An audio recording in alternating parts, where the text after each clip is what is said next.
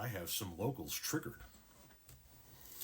There's a gentleman running for village trustee in the next town over in Minooka by the name of Josh Stell. He seems like a wonderful young man. He seems like a very nice young man, a man who seems like he gives a shit about his community. He's in his early to mid 20s. He owns an IT company and he's running for village trustee. And in the 20 years that I have lived in the neighboring community of Shannon, I have never seen anybody pour this amount of effort or money, seemingly money, into a small town trustee race. We're seeing promoted Facebook ads, multiple promoted Facebook ads every day. We're seeing seemingly professionally done videos and advertisements, some of the largest signs and banners in town. These things don't happen for free. So he explained how he did his video himself. Fair enough. You still got to pay for the signs. Signs are one thing, you know. The banners are one thing. They seems to be the person with the most throughout town, so that cost a good deal of money. And like I said, the boosting of the posts aren't exactly free as well. So I made a post talking about it. Now, in full disclosure, something about the gentleman seems off to me. It seems like I'll tell you what it seems like to me. He seems like a kind of guy who really wants to be governor, but he knows he's got to start at small town trustee and work his way up. So it looks like he's really trying to dive headfirst into launching a political career. And to me, it comes off as somebody who's looking down the road at future political aspirations, and this as a stepping stone, not necessarily somebody who is just interested in giving back to his community. Well, that post on Facebook has triggered a couple of his supporters who apparently don't even live in his town. They live in my town. So if I understand correctly, they can't even vote for him or against him. But boy, they're leaving comments by the paragraph on Facebook. You're a bitter old man. You're this, you're that. So I guess asking questions about a candidate and a candidate's motives and a candidate's finances and a candidate's position on various projects in town is now becoming a bitter old man. I triggered the fuck out of these people, and I don't know why. I don't even know who the fuck they are. But somebody turned them onto my post, and boom, they came a-running. Her and her husband. Her husband hasn't left any commentary yet. He's just liked and some comments and some clapbacks and whatnot, but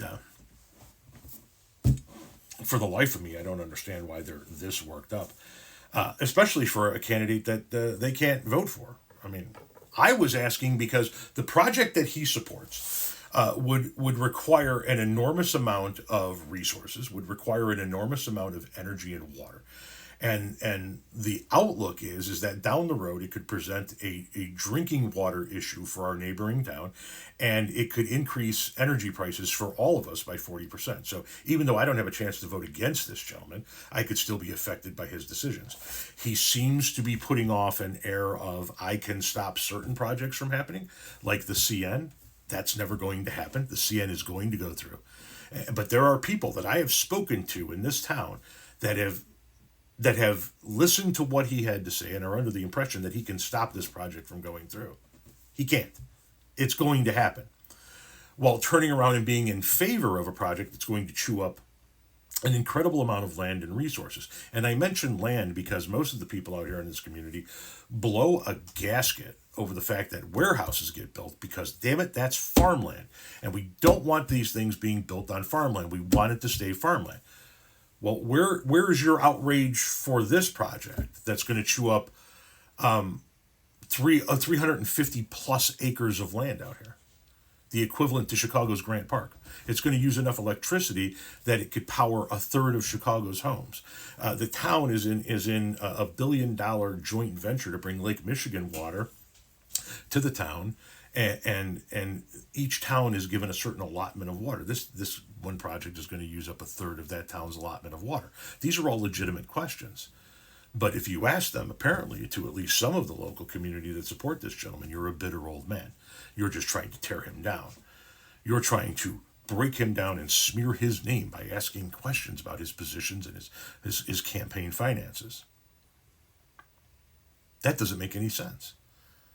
We're supposed to be questioning elected officials. We're supposed to be questioning their motives, their policies, and what it is that they plan on doing. In my conversations with this gentleman, he said his plan is to get this data center in, use the increased revenue that the town brings in from having the data center there to lower property taxes. When's the last time you ever heard of a business coming into town and it resulting in us getting lower property taxes? It almost never happens.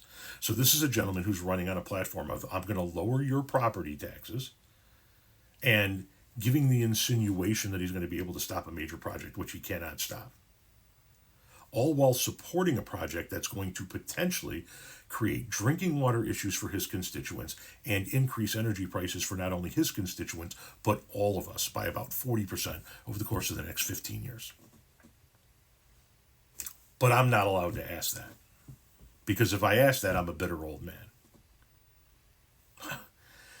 If you're on Facebook and you follow me on Facebook, go find this post. You are going to find some triggered locals.